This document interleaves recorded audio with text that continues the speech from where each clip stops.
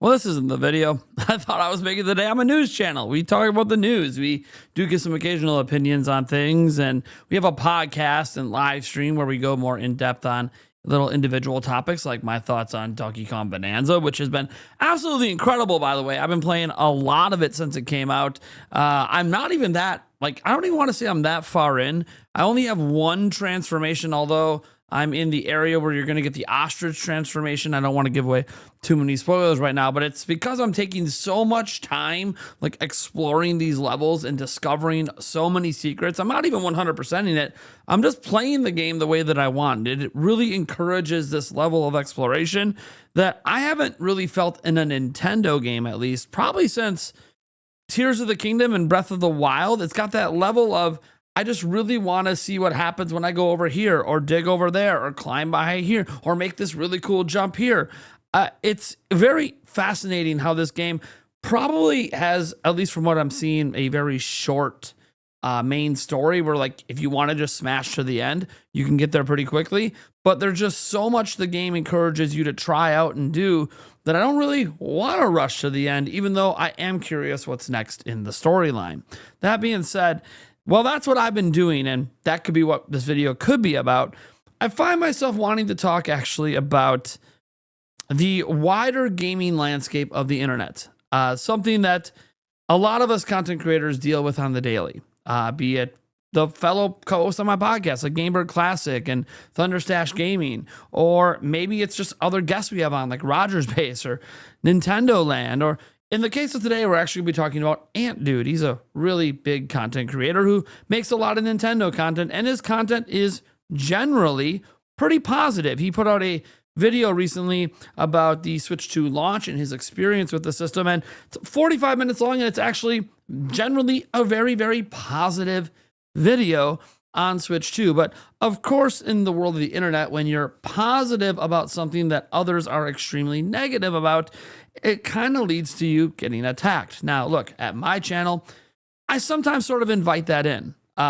People think I invite it in just by having Nintendo in my username. I kind of think that's just being very short-sighted. That means that you think my entire personality and existence is based around a single word that's for a YouTube channel, and that word was in my YouTube channel name originally for SEO purposes. It was just about search engine optimization. It really wasn't about anything more than that. It's not complicated. Nintendo Prime, using a very popular word in Prime that's in many different products, and then obviously Metroid Prime, and now you have Nintendo, which is what? When people look up Nintendo, maybe my channel could pop up a bit more. It wasn't a complex thing, but whatever. The fact is that I do make Nintendo content on the internet. I do have an affinity for Nintendo, and obviously I have my biases for Nintendo and sometimes even against some of Nintendo stuff in a way that others don't. Big example, I'm not a huge Pokemon guy. Just is what it is.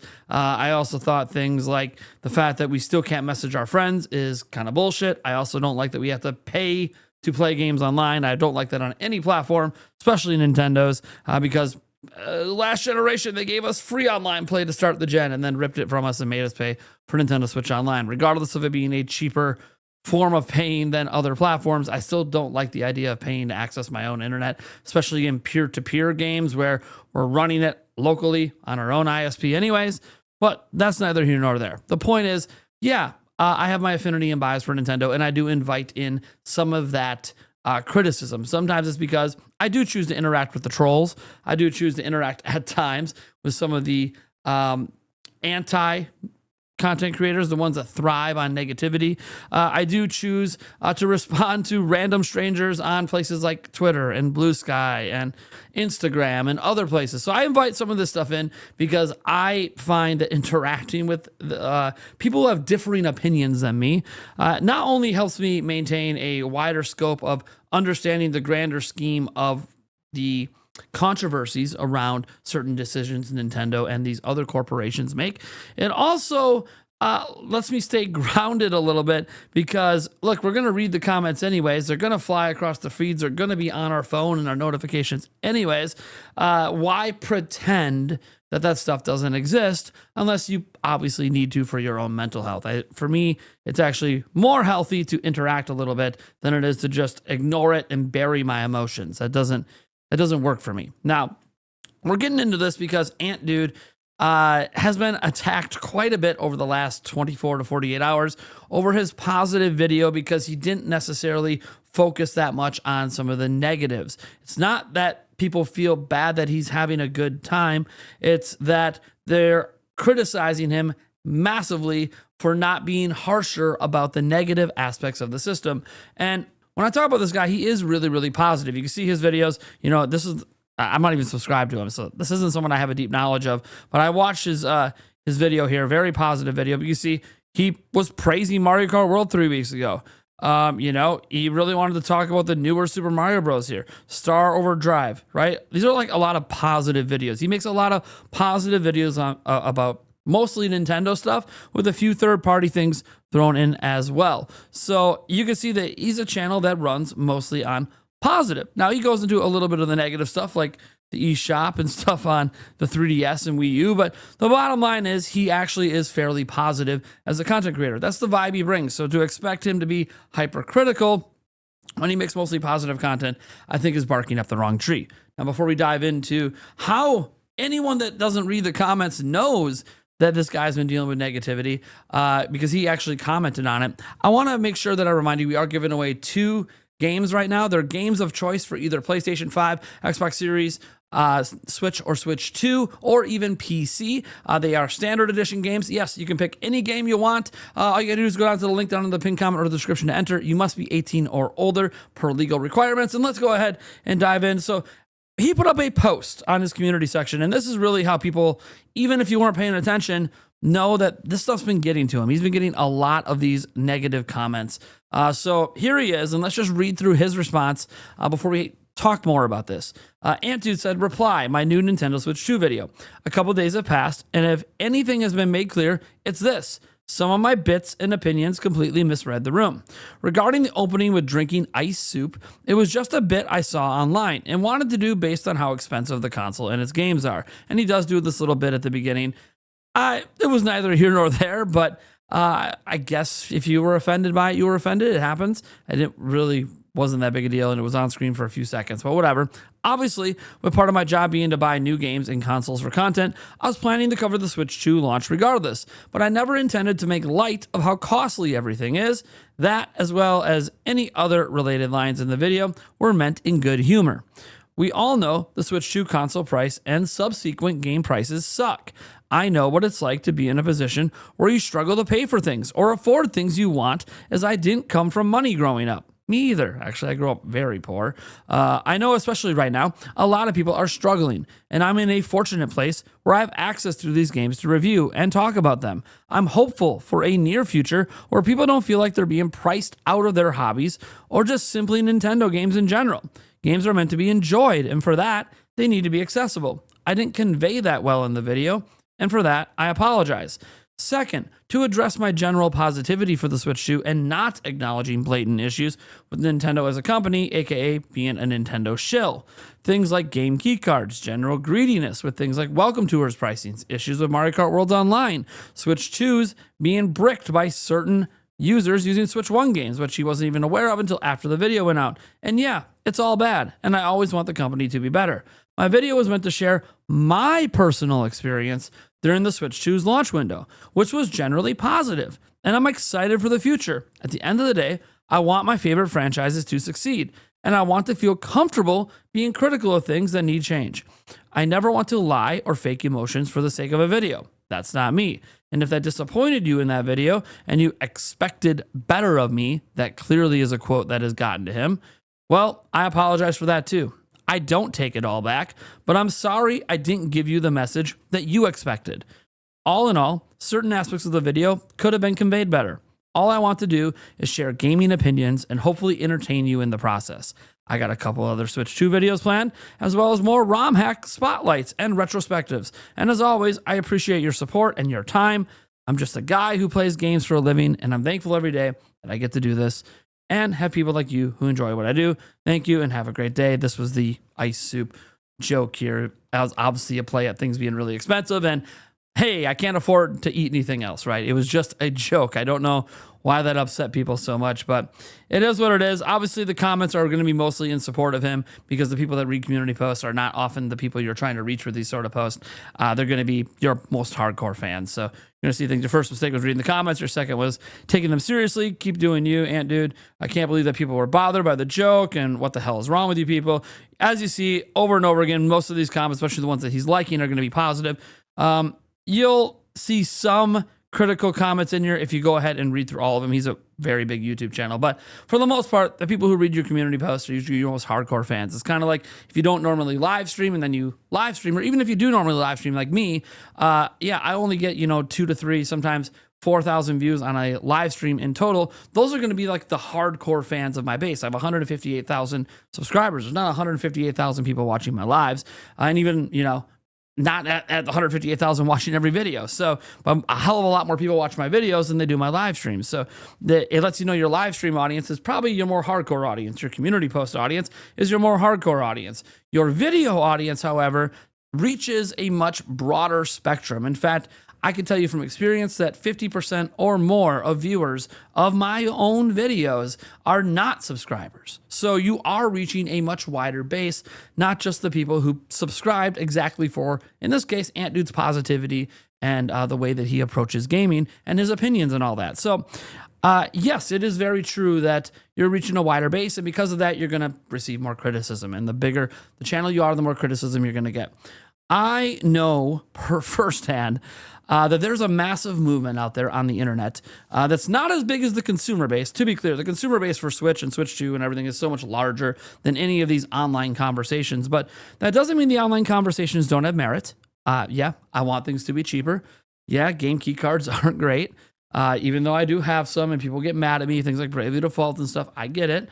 But the bottom line is that we are in an era where fighting for consumers apparently is fighting against consumers.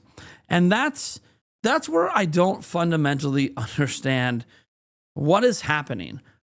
If people are generally positive about things, and I'm positive about things like Donkey Kong Bonanza, and even I'm getting critiqued for it, which I guess saying even I'm is a little strange since I get critiqued for literally everything I do on the internet. Donkey Kong Bonanza is incredible, holy S. And then you see, does it get better? Then you say, for some reason I'm not, which is totally fine. Like the person's opinion here. This is a reskinned Mario Odyssey, regardless of the quality. I never understood why accounts like yours think any review they give matters. Like, bro, you've called yourself Nintendo Prime. Of course you're going to gargle on the sack of Nintendo. Like literally, that's obviously Twitter, which could be a little bit of a cesspool at times, but you kind of see that I can't even throw out just a random comment like Donkey Kong Bonanza is incredible. Just a hot take while I'm playing the game. I took a moment, went to the bathroom, and I was like, hey, man, I just have to get this out there, man. I'm feeling great playing this game. I can't even do that without getting a bunch of shit thrown my way. I think we've reached this point where it's no longer about fighting for the consumer. I do want things to get better. And I realize if you look at my purchasing habits, it's not inherently helping things get better. I bought a couple key cards, right? I'm also on record saying that I'll probably never buy a game key card again unless, and this is a very big unless, it's a game I know I want to resell because I'm going to probably sell it after I beat it. Or because there'll be a new version of it, like a Madden or something like that, right? Where every year a new one comes out and the game doesn't fully fit on the cartridge. So that's just me trying to be smart and save some money as a consumer on something that if I just buy the digital version, I can't resell it, right? And it has to be something that couldn't fit on the digital, on the full cartridge. If it can fit on the full cartridge and I still really want the game, I'll probably just buy the digital only version personally, but that's neither here nor there. The point is, I'm not really a big supporter of game key cards. I don't like them. I do want them to go away. I'd rather things be full physical. Things like, what is it? We got Cyberpunk here, Cyberpunk 2077. I'd rather things be like this and be in a full physical format. But bottom line is, more and more games might start to do that. All of Nintendo's games that release physically do that. But, we have no idea how that generation is going to play out.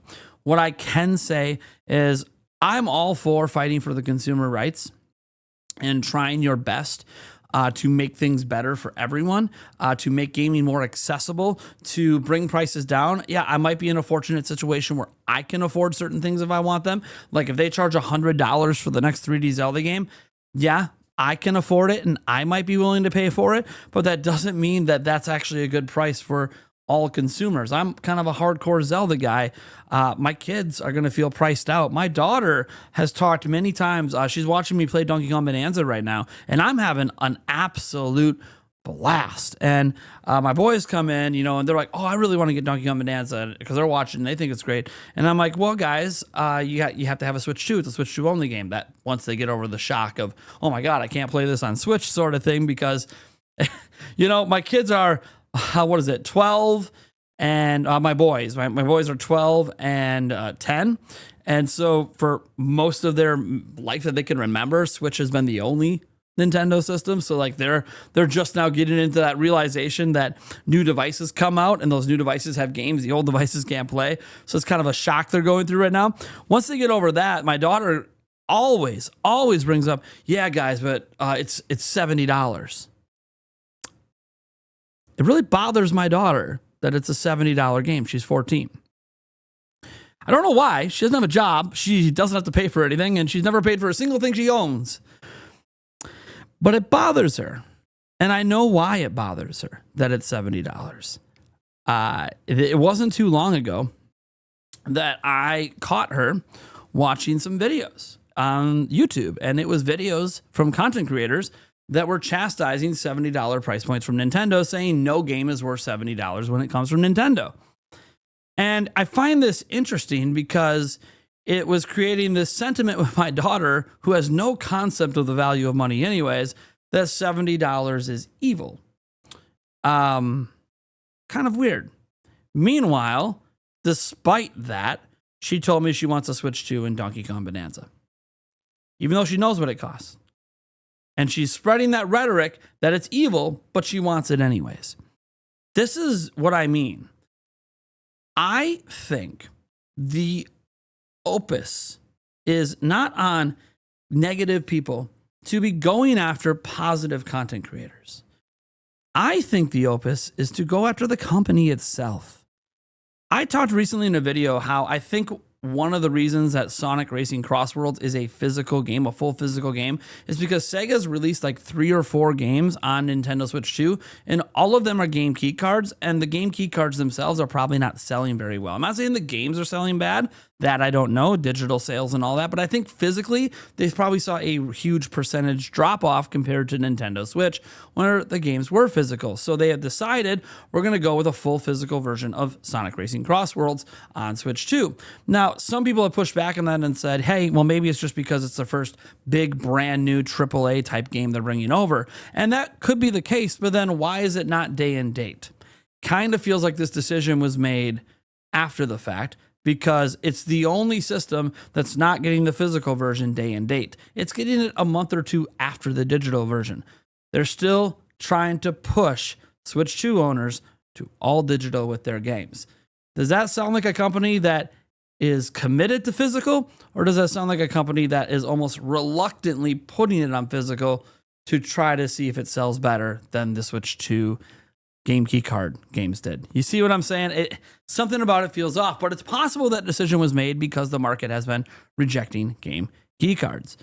That's good. That's what should be covered. That's the stuff that should be covered in videos. That's the stuff that when you're trying to be pro-consumer and you're trying to get changes to be done, you should really be pushing for how the market is reacting to things. But that's not what's happening.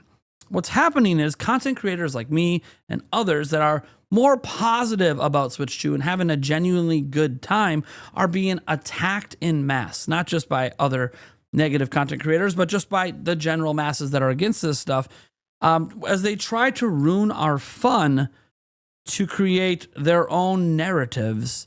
Now, when it comes to other content creators doing it, they're probably doing it for clicks, right? That's usually what it's about. It's easier to get clicks putting some big YouTuber in your thumbnail and then talking about how anti-consumer they are instead of actually talking about the company, the issues, and using raw data to back up your stances. It's obviously for clicks, right? It's all about getting clicks. This whole, I'm raising the flag and I'm standing up for the consumer by attacking other consumers, It's kind of weird. Ant-Dude doesn't work for Nintendo. I don't work for Nintendo. Coming at us and bitching at us for having fun isn't going to get the changes you want made. And anyone who thinks that it's our responsibility to stand up for everybody else, actually, no, it's not. Our responsibility is to ourselves and to be true to us. As Ant-Dude put in his post here, he's not going to apologize for a majority of his video, nor should he. Let me pull this back up here quick because I actually had this closed. He shouldn't really be apologizing for a majority of his video. He might think that some of his jokes and stuff didn't hit the way he wanted, but he says, I never want to lie or fake emotion for the sake of a video. That's not me. And if I disappointed you in that video and you expected better of me, well, I apologize for that. I don't take it all back, but I'm sorry I didn't give you the message you expected. He's basically just saying, hey, I'm sorry you don't like what I have to say, but all I can really do is be true to myself and give you my real, honest thoughts. I can't create anger and rage and this whole, I gotta fight out of thin air. We can hate the practices, but still overall think the system and the games are worth it in spite of those things. Now, that's not the same as these anti-consumer practices, of course, because we're talking about pricing people out and losing access to games and getting systems banned. And these are all very, very serious things that really suck. But none of it's affecting me. I've never had a system banned from any company ever. I don't hack my systems. I don't, buy that many used games anymore. Since game rentals kind of went away besides GameFly, I've kind of gone away from buying used games. So I don't really buy used games. I don't really have any issues with bricking systems. I don't emulate games anywhere. And I feel like a majority of consumers are the same way. So am I supposed to sit here and lie and create fake outrage for myself over things that I do agree are not great, but ultimately end up not affecting my experience as a gamer?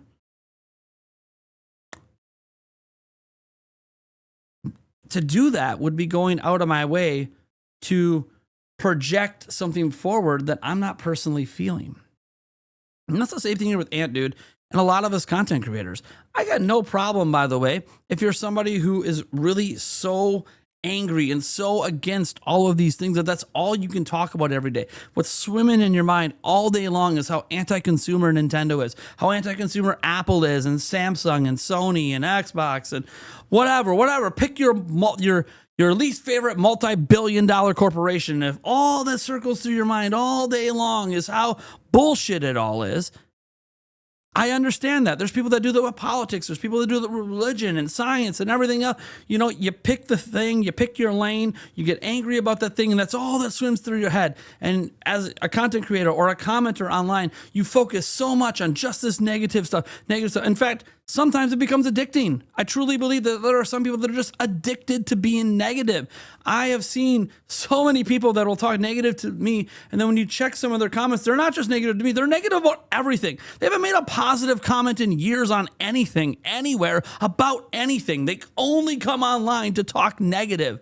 Now, maybe it's a way of them letting out the stress of their life on strangers on the internet where it's not really going to affect them IRL, but it can affect others because the people they're saying this stuff to are also humans. We're all humans. I'm all for standing up for consumers. And the way to do that is to stand up to the corporations.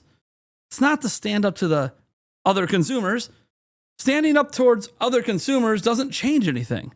It's almost like people make all these negative comments and they make these videos and they do whatever about people like me that are being positive. And they're just like, you're part of the problem. You're this, you're that. Well, or I just don't agree with your opinions. And it's okay that I don't agree with your opinions. You can think it's not okay that I don't agree, but I also don't agree with your opinions. So what's it matter?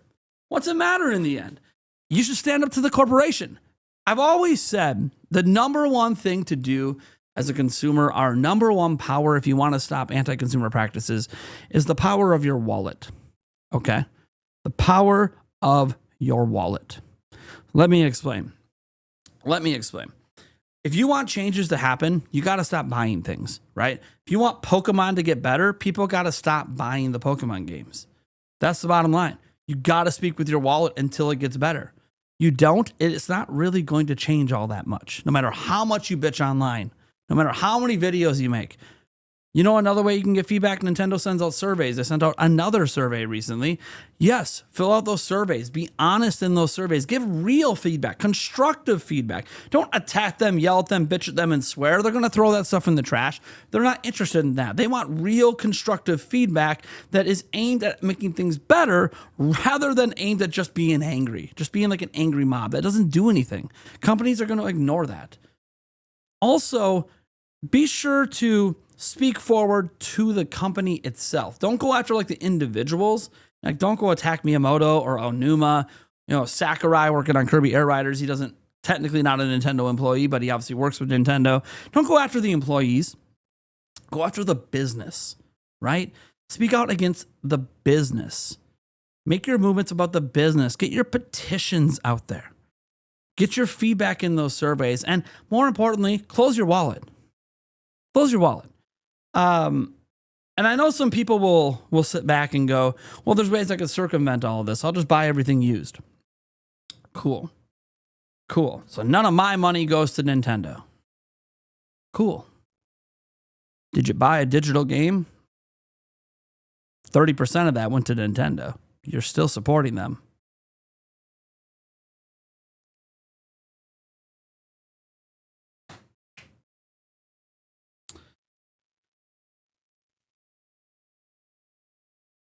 I just think it's time for people to let content creators be, let people who are being positive be, because bickering at consumers that disagree with you, it just gets you blocked, it just gets you ignored, and we're talking about video games.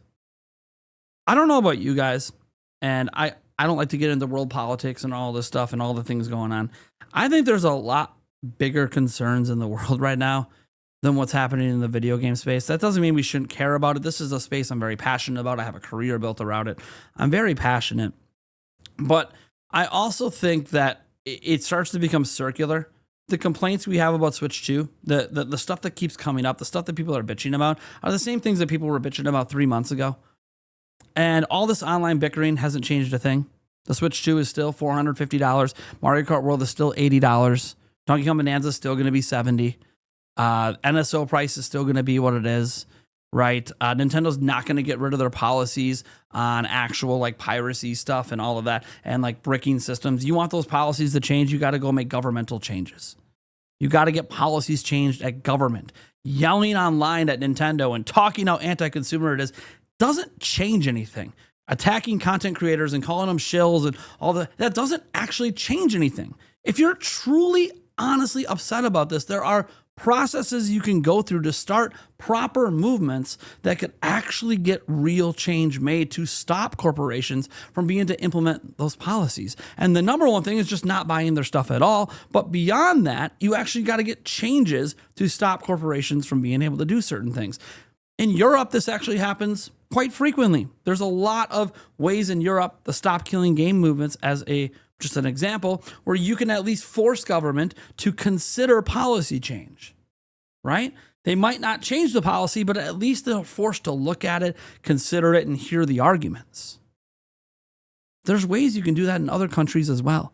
That's what should we really be focused on, rather than just going after people that just have a different opinion than you. If you're negative about everything, but this other person over here is positive, let them be positive.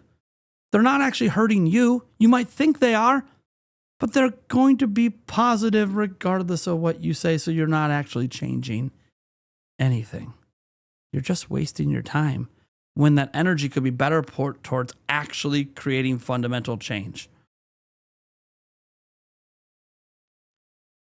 So let's say Sonic Crossworlds is going full physical because consumers aren't buying key cards. They didn't decide not to buy those key cards because of your YouTube videos or your articles on websites or your tweets on Twitter. They decided because it's not a physical copy of the game. They just made that a personal decision, assuming that's why.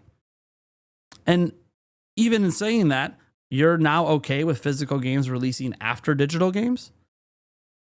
So you want to take it as a win? You want to take it as a win that your videos, your comments, they did something We did something. And meanwhile, they're still not releasing the physical version day and date. You don't think that's a problem? Why aren't you saying anything about that? Why are you letting them try to get people to buy digital first? I don't think that's okay. I'm not going to buy Sonic Racing Crossworlds because of it. They're trying to force me to go digital out of FOMO so I can cover it on my channel when I want to buy the physical copy. So I'm just not going to buy the game because I think that's bullshit. You're not doing it to anyone else, but you're doing it to Nintendo. Why? Because you'd rather get the digital sale than the physical one. So that's how I'm dealing with this. I'm just not going to buy it. I'm actually doing what we have the power to do when we don't want something to happen. I'm just not going to give them my money. Does that mean I'm not going to enjoy other things on Switch 2? Of course. I'm not bothered by the $450 price. I think it's actually fair for what Switch 2 has to offer. Yeah, I don't think Mario Kart World should be $80, so I didn't get it. I got it with the bundle. And if a majority of people get it with the bundle, and then once they take away the bundle, if Mario Kart World sales drop off a cliff because they got rid of the bundle, that is news to Nintendo that, hey, maybe $80 is asking too much and it's time to put the game on sale. Right? I'm not going to tell someone not to buy a bundle.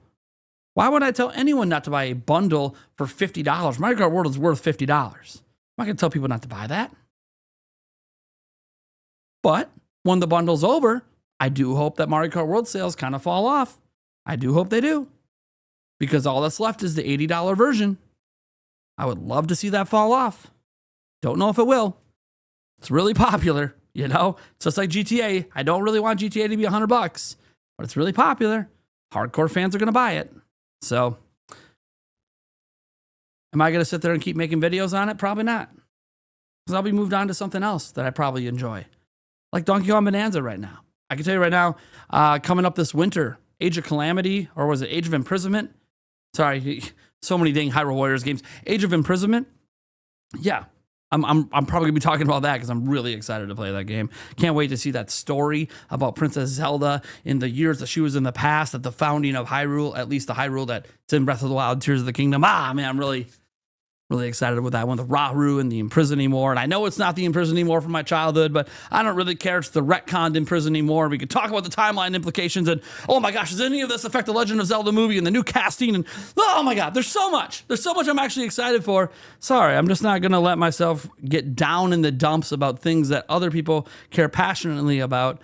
When I think the way to handle those things is to not go after the consumers, it's to go after the companies and to create this not wanting to buy their thing mentality among consumers. But when you just go after, when you try to hold content creators, such as myself, such as Ant Dude and others, quote unquote, accountable, you're just appeasing to the same base. You're not converting like you think you are. Thank you guys so much for tuning in. And I'll catch you in the next video.